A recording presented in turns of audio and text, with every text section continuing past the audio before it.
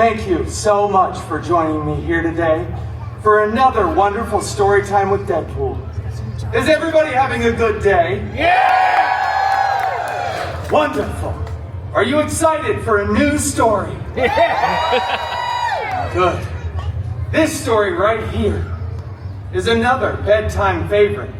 And it's torn straight out of the public domain, so we won't be sued. This story is Little Red Deadpool. You can clap louder for that. Thank you. All right. I love you, Deadpool. Love you. You're not my dad.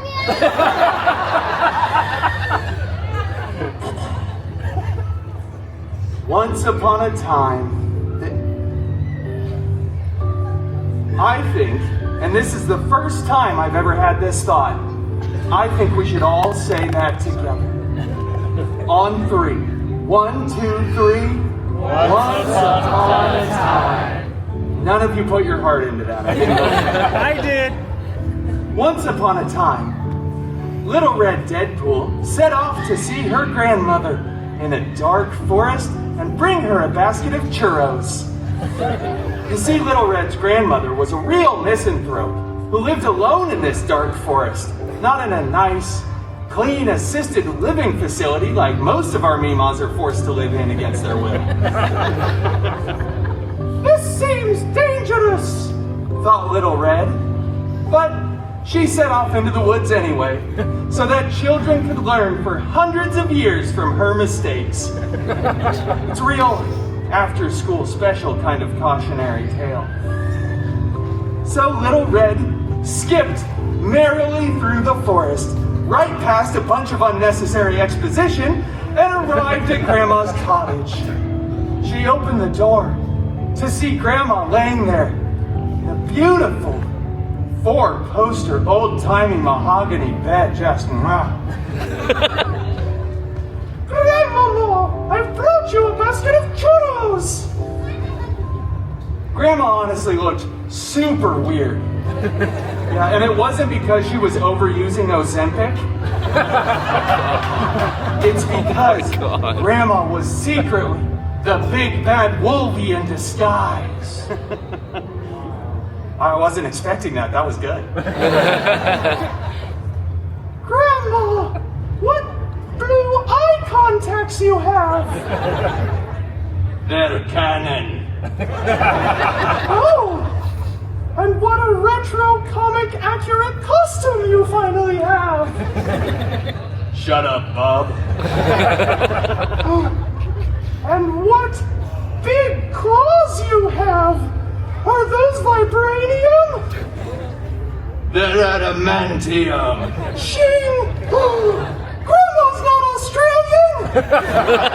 Little Red ripped off a piece of the churro, dropped the basket, whipped off her cloak, ate the churro, it was delicious, and brought down her katanas in an X formation.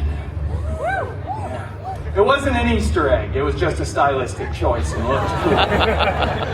Little Red looked over at Wolverine and said, "Bring it on, Peanut!"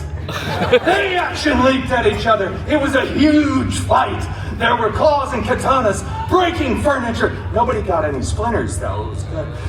The claws and the katanas ripped apart the mattress, and CGI hay went everywhere.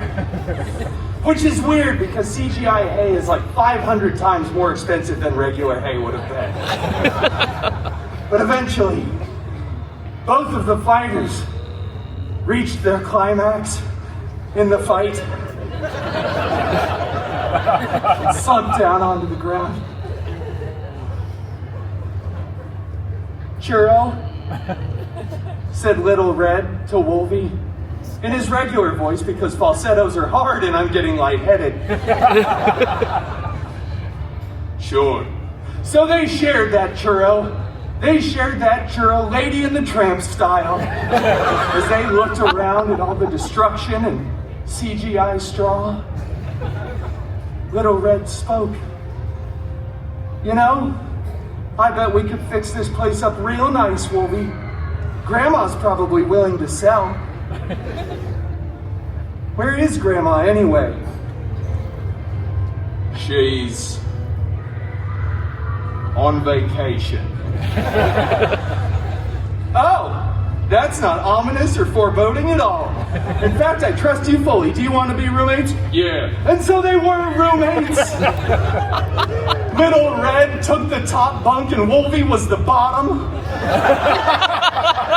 And they lived happily ever after. And the moral of that story, everybody, is honestly, get to know your grandmother.